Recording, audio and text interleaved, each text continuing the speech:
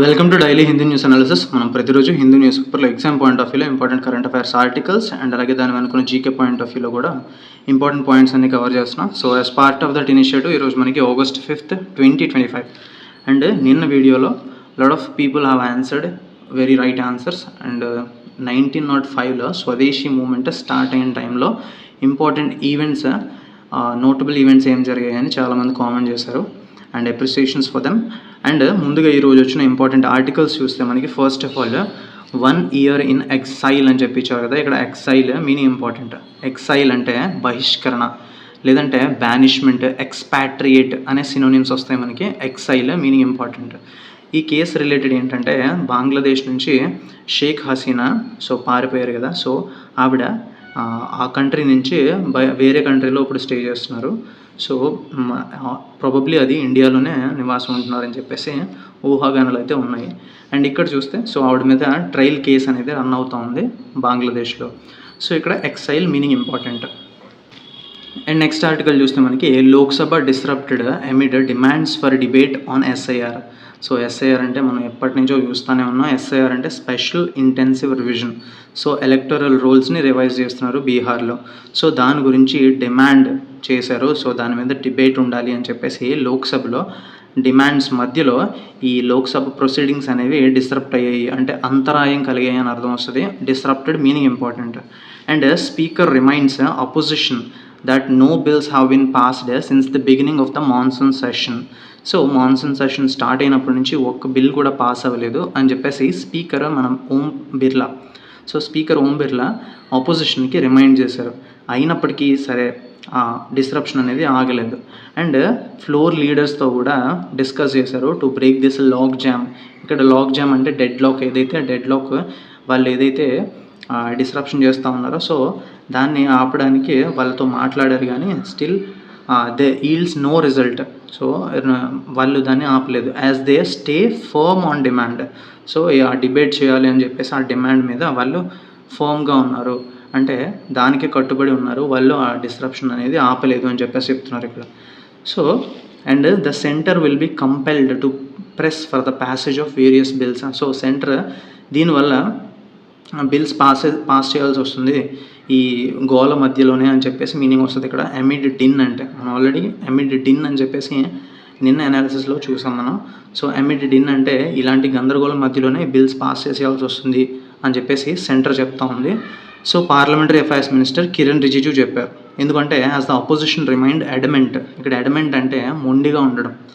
So strong స్టాండ్స్తో ఆ మాట మీదే ఉండడం. సో మొండిగా ప్రవర్తించడం. సో ఆపోజిషన్ మొండిగా ప్రవర్తిస్తుంది కాబట్టి సో మేము పాస్ చేయాల్సి వస్తుంది ఈ గందరగోళం మధ్యనే అని చెప్పేసి parliamentary affairs minister Kiran Rijiju చెప్పారు. అండ్ నెక్స్ట్ ఆర్టికల్ చూస్తే మనకి Trump threatens to impose substantially higher tariffs on India.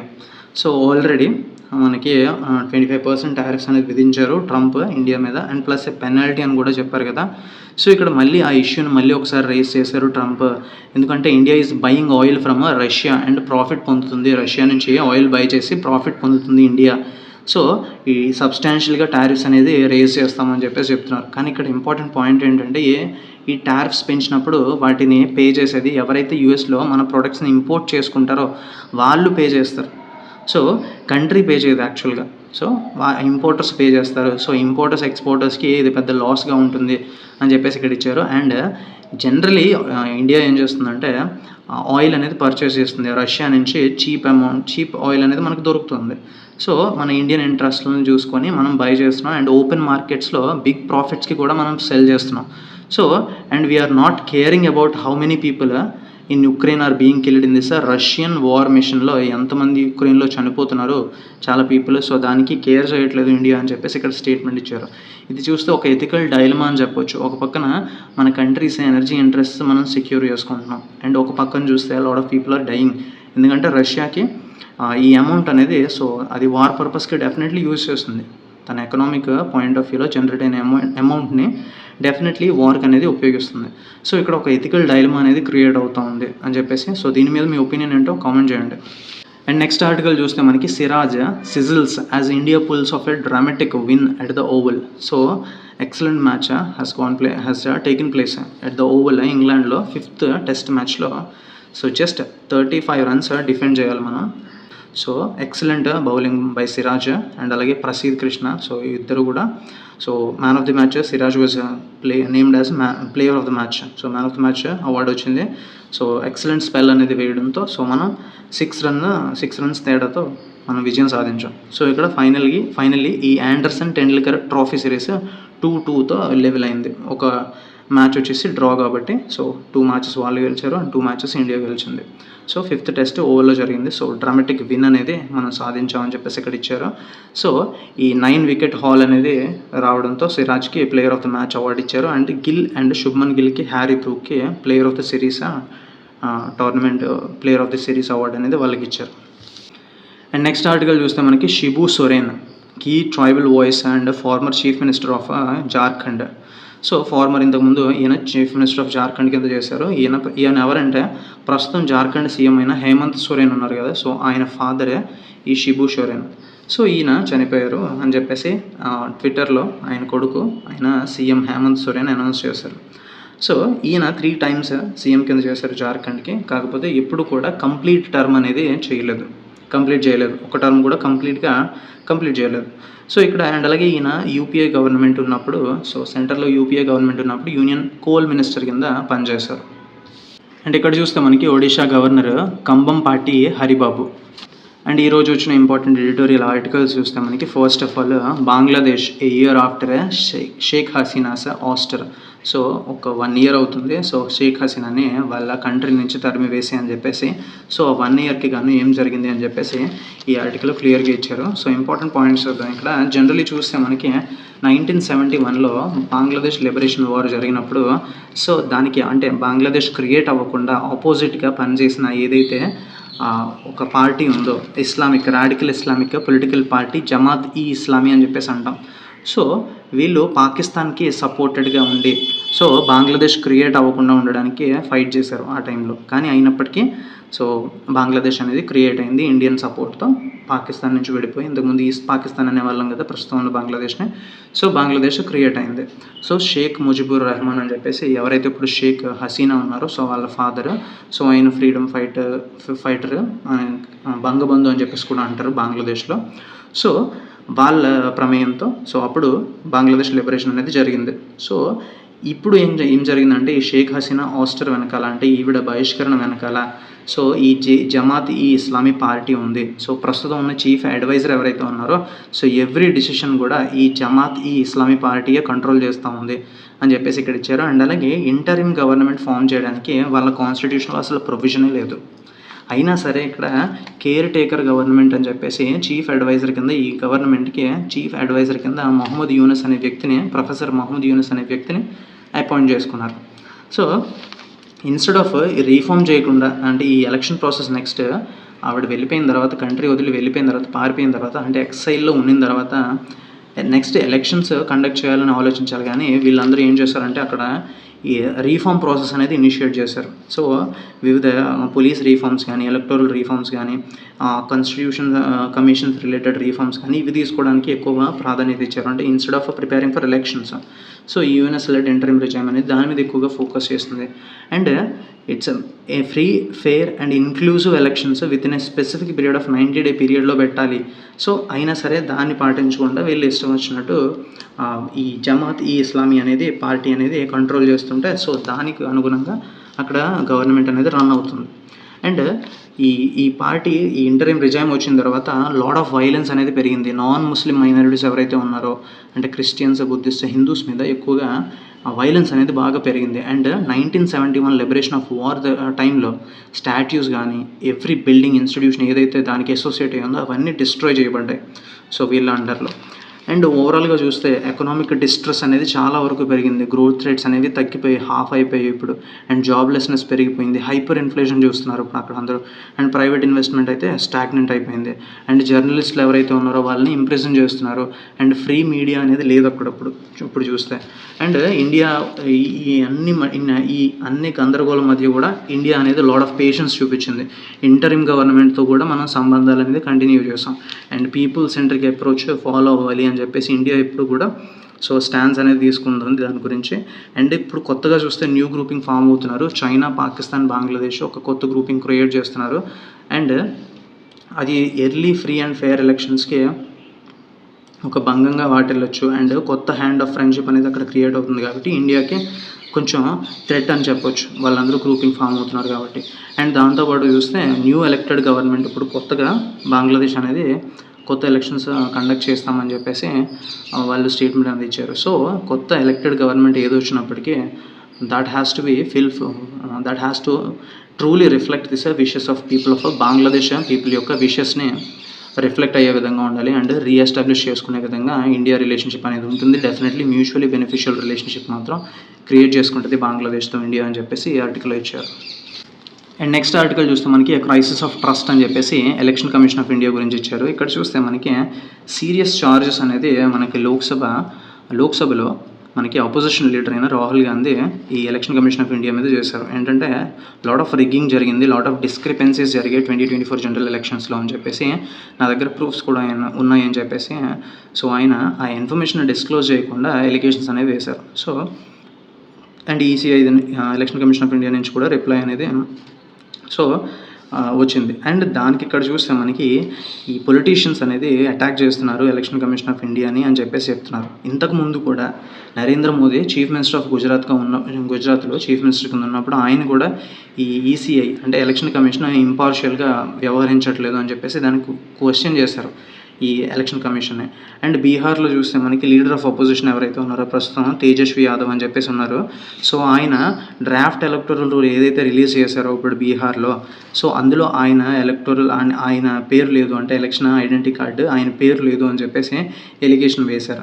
And ఇక్కడ చూస్తే ఓవరాల్గా ట్రస్ట్ అనేది ఉండాలి. ఎలక్టోరల్ సిస్టమ్ ఒక ఫౌండేషన్, డెఫినెట్లీ రిప్రజెంటేటివ్ డెమోక్రసీకి ఒక ఫౌండేషన్ కింద ఒక ట్రస్ట్ అనేది మనకి నడిపిస్తూ ఉంటుంది ఎలక్టోరల్ సిస్టమ్ని. అండ్ ఈ ఎలక్షన్ కమిషన్ ఆఫ్ ఇండియా వాళ్ళ ఎఫిషియన్సీ, న్యూట్రాలిటీ చూపించాలి అంటే ప్రిపరేషన్ ఆఫ్ రోల్స్లో కానీ అండ్ ఎలక్షన్ షెడ్యూలింగ్లోని అలాగే కోడ్ ఆఫ్ కాండక్ట్ని ఎన్ఫోర్స్ చేయడంలో కూడా అండ్ కౌంటింగ్ ప్రాసెస్ రోజు కానీ అండ్ రిడ్రెస్ చేయడం, కంప్లైంట్స్ ఏమైనా ఉంటే ఫాస్ట్గా రిడ్రెస్ చేయడం కానీ సో వాటి మీద వీళ్ళ ఎఫిషియన్సీ చూపించాలి. అండ్ ఈవీఎం బియాండ్ ట్యాంపరింగ్ జరుగుతూ ఉంది. సో ఎలక్ట్రానిక్ ఓటింగ్ మిషన్స్ ఏవైతే ఉన్నాయో బియాండ్ ట్యాంపరింగ్, కానీ పొలిటికల్ పార్టీస్ ఆబ్జెక్షన్స్ అనేవి డెఫినెట్లీ రేజ్ చేయవచ్చు దాని రిలేటెడ్. అండ్ ఎలక్టోరల్ రోల్స్ కూడా అప్రోప్రియేట్ టైంలో జరగాలి, జస్ట్ బిఫోర్ ఎలక్షన్స్ కాదు, కొంచెం ముందుగానే దాన్ని సరి చేసుకోవాలి electoral rolls. And VVPAT machines గురించి అంటే voter transparent about voter verifiable paper audit trail is nothing but మనం ఓటు వేసినప్పుడు ఒక స్లిప్ అనేది వస్తుంది ఈ వీవీప్యాట్ మెషిన్ నుంచి. సో మనం ఓటు వేసిన దానికి ఈ స్లిప్ వచ్చిన దానికి సేమ్ పార్టీకి మనం ఓటు వేసినట్టు వచ్చిందా లేదా అని చెప్పేసి ర్యాండమ్గా చెక్ చేస్తూ ఉంటారు ఈ వీవీప్యాట్ మెషిన్ తోటి. So 3 parts of electronic voting machine ఉంటాయి. అందులో మనకి ఒకటి ballot unit and control unit. So ఈ థర్డ్ వన్ ఈజ్ వీవీప్యాట్. ఈ వీవీప్యాట్కి సాఫ్ట్వేర్ అనేది ఉంటుంది. సో అది centrally installed and it is connected to this control unit. So దానివల్ల ఇట్ లాట్ ఆఫ్ రిగ్గింగ్ జరిగే అవకాశం ఉంది, ఎందుకంటే సాఫ్ట్వేర్ ఇన్స్టాల్డ్ కాబట్టి దాన్ని హ్యాక్ చేసే అవకాశం ఉంది అని చెప్పేసి లాట్ ఆఫ్ ఎలిగేషన్స్ అనేవి ఇంతకుముందు వచ్చాయి. సో దాని గురించి క్లియర్లీ ఈసీఐ ఒక క్లియర్ కట్ ట్రస్ట్ అనేది క్రియేట్ చేయడం కాకుండా లాట్ ఆఫ్ ఇంకా హర్డిల్స్ అనేది క్రియేట్ చేస్తూ ఉంది ప్రస్తుతం. And all political parties equal capacity ఉంది వాళ్ళకి డెఫినెట్లీ మానిటర్ చేసుకోవడానికి, ఎలక్టరల్ ప్రాసెస్ని మానిటర్ చేయడానికి వాళ్ళకి కెపాసిటీ అనేది ఉండదు అందులో. సో ఈ రీఅష్యూర్ చేయాలి అండ్ పీపుల్కి రీఅష్యూరెన్స్ అనేది ఇవ్వాలి, ఇంటిగ్రిటీ ఉంది ఎలక్టోరల్ ప్రాసెస్లో. And election commission of India కూడా ఆ విధంగా దాని కోర్స్ అనేది నడపాలి. సో ఆ విధంగా చర్యలు తీసుకోవాలని చెప్పేసి ఈ ఆర్టికల్ ఇచ్చారు. అండ్ నెక్స్ట్ ఇంపార్టెంట్ ఆర్టికల్ చూస్తే మనకి ఫ్యాసినేటింగ్ ఫినాలే అని చెప్పేసి. సో నెయిదర్ ఇండియా కానీ ఇంగ్లాండ్ కానీ they deserve to lose this hard fought series. అంటే ఎవరు ఓడిపోవడానికి వీలు లేకుండా ఉండాలి, ఎందుకంటే ఇద్దరు కూడా ఈక్వల్ అమౌంట్ ఆఫ్ ఎఫర్ట్స్ పెట్టి చాలా బాగా ఈ గేమ్ అనేది ముందుకు తీసుకెళ్లారు క్రికెట్ని అని చెప్పేసి ఇక్కడ ఇచ్చారు. ఫ్యాసినేటింగ్ ఫినాలే అంటే ఉత్కంఠభరితమైన సోలో లాట్ ఆఫ్ ఎంతూజియాజంతో జరిగింది ఈ finale. So final test. And ఇక్కడ చూస్తే విన్సికల్ మీనింగ్ ఇంపార్టెంట్. విన్సికల్ ఇంగ్లీష్ స్కైస్ అంటే వాలటైల్. సో విచిత్రమైన వాలటైల్గా ఉన్న విన్సికల్ అంటే వాలటైల్ అనే మీనింగ్ వస్తుంది. సో ఎప్పుడు ఎలా ఉంటుందో తెలీదు. సో అట్లాంటి పిచ్చెస్ మీద ఇండియా జస్ట్ 3 టైమ్స్ మాత్రమే గెలిచింది టెస్ట్ సిరీస్. లాస్ట్ చూస్తే మనకి 2007లో గెలిచారు. అండ్ ఇప్పుడున్న టెస్ట్ సిరీస్‌కి డిఫరెన్స్ ఏంటంటే Rohit Sharma retired and Virat Kohli and Ravichandran Ashwin కూడా రిటైర్మెంట్స్ ప్రకటించడంతో సో ఈ గిల్ కొత్త కెప్టెన్ అయిన శుభ్మన్ గిల్ నేతృత్వంలో ఇప్పుడు గేమ్స్ అనేది ఈ 5 మ్యాచ్ టెస్ట్ సిరీస్ అనేది జరిగింది. అండ్ ఇప్పుడు జనరల్గా టెస్ట్ క్రికెట్ 5 డేస్ జరుగుతుంది రోజుకి, అది 4 డేస్కి తగ్గించాలి అని చెప్పేసి లాట్ ఆఫ్ స్పెక్యులేషన్స్ ఉన్నాయి. సో దానికి అడ్డుకట్ట వేసే విధంగా ఇందులో జరిగిన ప్రతి మ్యాచ్ కూడా 5th డే రిజల్ట్ అనేది వచ్చింది. అంటే 5 డేస్ కూడా కంప్లీట్గా ఆడారు, 5th డేనే రిజల్ట్ వచ్చింది. అండ్ ఇక్కడ చూస్తే ఇంగ్లాండ్ తరపు నుంచి చూస్తే జో రూట్ చాలా దగ్గరలో ఉన్నారు. ఇప్పుడున్న ఫామ్ని కంటిన్యూ చేస్తే సచిన్ టెండూల్కర్ రికార్డ్ని బ్రేక్ చేయడానికి చాలా దగ్గరలోనే ఉన్నారు. అండ్ అలాగే బెన్ స్టోక్స్ కూడా లాట్ ఆఫ్ ఆల్రౌండ్ పెర్ఫార్మెన్స్ చూపించారు అని చెప్తున్నారు. అండ్ ఇప్పుడున్న అండ్ బుమ్రా చూస్తే out of 5 matches just 3 matches ఆడారు. అండ్ ఇక్కడ చూస్తే ఈ T20s IPL రావడంతో ఈ మోడర్న్ డే ప్లేయర్స్కి ఒక స్కెడ్యూలింగ్ అనేది చాలా టైట్గా ఉంటుంది. సో వాళ్ళకి రెస్ట్ అనేది ఉండట్లేదు. So that Jasprit Bumrah just 3 matches ఆడారు. అండ్ ఈవెన్ బెన్ స్టోక్స్ కూడా లాస్ట్ మ్యాచ్ అనేది స్కిప్ చేశారు. అండ్ రిషబ్ పంత్ చూస్తే అండ్ ఇంజరీతో కూడా ఒక 2 మ్యాచెస్ ఆడిన తర్వాత ఇప్పుడు మళ్ళీ రెస్ట్ తీసుకున్నారు. అండ్ మహమ్మద్ సిరాజ్ మాత్రం ఎంత టైట్ స్కెడ్యూలింగ్ ఉన్నా సరే 5 మ్యాచెస్ కూడా కంప్లీట్గా ఆడారు. అంటే తన ఫిట్నెస్ ఏ విధంగా ఉందో చూడవచ్చు అని చెప్పేసి చెప్తున్నారు. అండ్ శుభ్మన్ గిల్ చూసి మనకి highest run getter in this series. And KL Rahul కానీ యశస్వి జైస్వాల్ కానీ బ్యాట్తో ఎక్సలెంట్గా వాళ్ళు కాంట్రిబ్యూట్ చేశారు. అండ్ రవీంద్ర జడేజా, వాషింగ్టన్ కూడా మనకి బ్యాటింగ్ ఆర్డర్ డెప్త్ అనేది క్లియర్గా చూపించారు. And Rishabh Pant unfortunate he is injured in this series definitely. And Mohammed Shami miss అయినందుకు డెఫినెట్లీ సిరాజ్ మాత్రం సో ఆయన రీప్లేస్మెంట్గా క్లియర్లీ ముందు నడిపించాడు ఈ ఫాస్ట్ బౌలింగ్ అటాక్ని అని చెప్పేసి. And definitely these players offer A better days ahead అని చెప్పేసి ఈ ఆర్టికల్లో కంప్లీట్నెస్ అనేది ఇచ్చారు. అండ్ నెక్స్ట్ ఇక్కడ చూస్తే మనకి the missing link in India's battery waste management. It is nothing but నిన్న ఆర్టికల్ మనం డెఫినెట్లీ చూసాం. నిన్న రైట్ టు రిపేర్ అని చెప్పేసి చూసాం కదా, దాని రిలేటెడ్ కూడా ఇది కూడా. So on the lines of it వస్తుంది మనకి బ్యాటరీ వేస్ట్ మేనేజ్మెంట్. సో దీన్ని కూడా మనం ఎలా చేయాలి అని చెప్పేసి, ఎందుకంటే ప్రస్తుతం ఇండియా డీకార్బనైజేషన్ మీద ఫోకస్ చేస్తుంది అండ్ ర్యాపిడ్ ఎలక్ట్రిఫికేషన్ చేస్తూ ఉంది. సో ఎలక్ట్రానిక్ వెహికల్స్ అడాప్షన్ అనేది పెరిగింది. సో దాంతో ఈవీ లిథియం బ్యాటరీస్ గురించి డిమాండ్ అనేది స్కై రాకెట్ అయిపోయింది డెఫినెట్లీ. అండ్ ఈ లిథియం బ్యాటరీస్ మనకి rapid adoption of this battery energy storage systems మనం చేసినట్లయితే, ర్యాపిడ్ అడాప్షన్ చేసుకున్నట్లయితే ఈ energy storage systems batteries India's net zero goal 2070 కల్లా మనం మీట్ అవ్వగలుగుతాం డెఫినెట్లీ. అండ్ దీనికి రీసైక్లింగ్ ఫ్రేమ్వర్క్ అనేది రైట్ డైరెక్ట్గా ఉండాలి. మనకి ఇంప్రాపర్ డిస్పోజల్ చేసినట్లయితే అందులో ఉన్న హజార్డస్ సబ్స్టాన్సెస్ లీకేజ్ అయ్యి సాయిల్లో వాటర్లో కలిస్తే లాట్ ఆఫ్ రిపర్కషన్స్ అనేవి ఉంటాయి మనకి డెఫినెట్లీ. అండ్ ఈ బ్యాటరీ వేస్ట్ అనేది చూస్తే మనకి లాట్ ఆఫ్ ఈ వేస్ట్ జనరేట్ అవుతుంది. Almost 1.6 million metric tons generate అయింది 2022లో. అండ్ దాన్ని కంటైన్ చేయడం కోసం బ్యాటరీ వేస్ట్ మేనేజ్మెంట్ రూల్స్ అని చెప్పేసి 2022లో తీసుకొచ్చారు. సస్టైనబుల్ మేనేజ్మెంట్ చేయాలి అండ్ రీసైక్లింగ్ చేయాలి అని చెప్పేసి. సో అందుకుగానే కొన్ని ఇక్కడ సొల్యూషన్స్ చెప్పారు. అందులో ఒకటి ఏంటంటే ఎక్స్టెండెడ్ ప్రొడ్యూసర్ రెస్పాన్సిబిలిటీ EPR అని చెప్పి నిన్న కూడా చదువుకున్నాం. It is nothing but producer ఎవరైతే తయారు చేస్తారో ఈ బ్యాటరీస్ని, సో వాళ్ళ మీదే మనం ఓనర్స్ పెట్టడం, అంటే వాళ్ళే బాధ్యులు, రెస్పాన్సిబిలిటీ వాళ్ళదే. దాన్ని రీసైకిల్ చేయడానికి, మళ్ళీ ఒక క్లోజ్ లూప్ చేయడానికి, దాన్ని ఈ బ్యాటరీ వాల్యూ చైన్ అనేది క్లోజ్డ్ లూప్ చేయడానికి, రీసైకిల్ చేయడానికి సో వాళ్ళదే బాధ్యత అని చెప్పేసి ఎక్స్టెండెడ్ ప్రొడ్యూసర్ రెస్పాన్సిబిలిటీ అని చెప్పేసి అంటాం.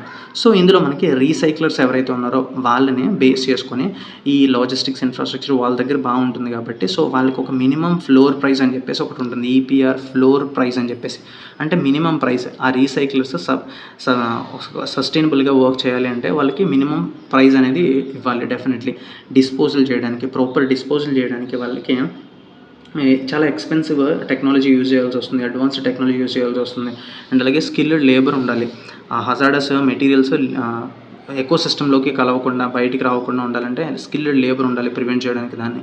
అండ్ ఈ లిథియం అయాన్ బ్యాటరీస్కి ఎక్కువగా మనం కోబాల్ట్, లిథియం, నికెల్ ఇట్లాంటివి యూజ్ చేస్తాం. వాటిని ఎఫిషియెంట్ రికవరీ మనం చేయగలిగితే, యూజ్ చేసిన తర్వాత ఇండియాస్ ఇంపోర్ట్ డిపెండెన్స్ చాలా వరకు తగ్గుతుంది అండ్ ఎకనామికలీ వైబుల్గా ఉంటుంది మనకి. ప్రస్తుతం ఈ ఫ్లోర్ ప్రైస్ కానీ మనం సెట్ చేసినట్లయితే ఈ లెజిటిమేట్ రీసైక్లర్స్ ఎవరైతే ఉన్నారో వాళ్ళు సస్టైనబుల్గా వర్క్ చేయడానికి వాళ్ళకి ఎకనామికల్లీ ఒక వైబుల్గా ఉంటుంది ఆప్షన్.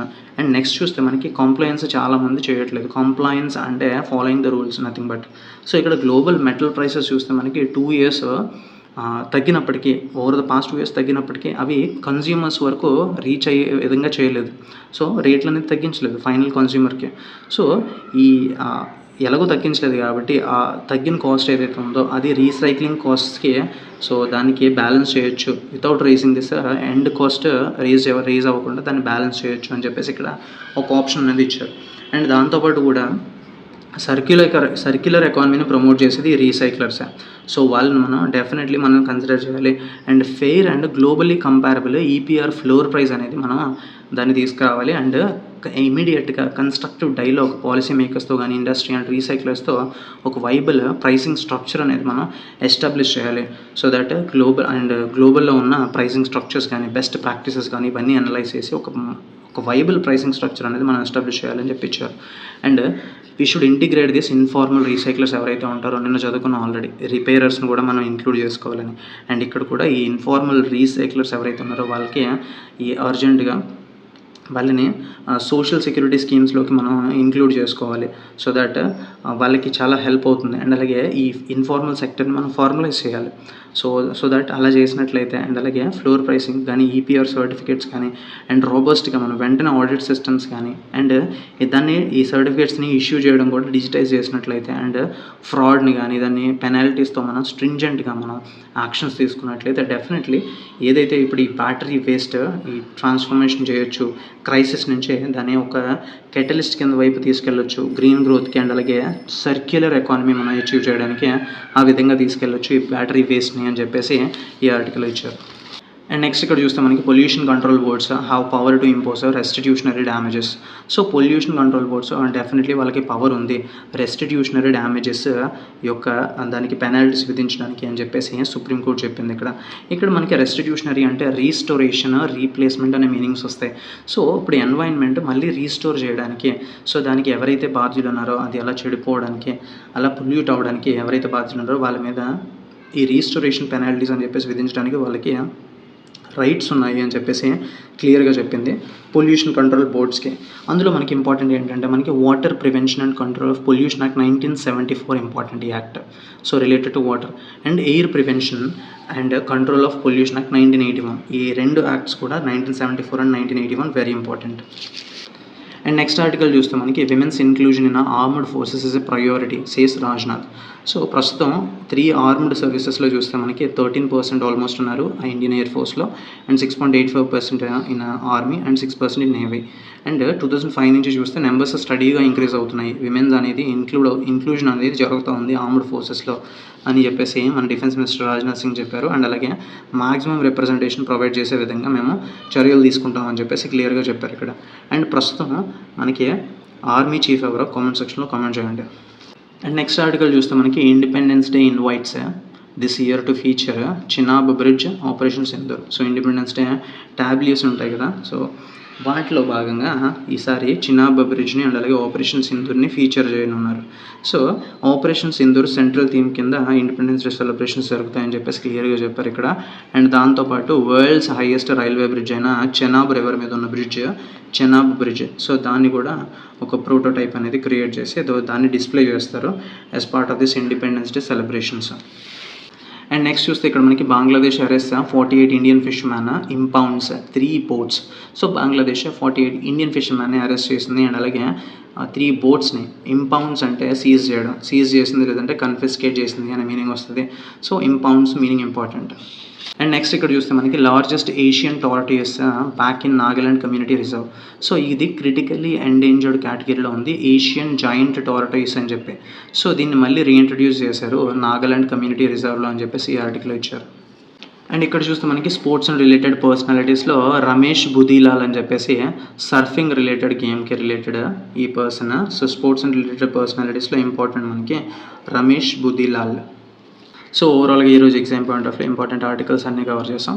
అండ్ వీడియోలో మీరు ఎక్కడ దాకా వచ్చినట్లయితే definitely do comment and do like and that's it. Thank you for watching.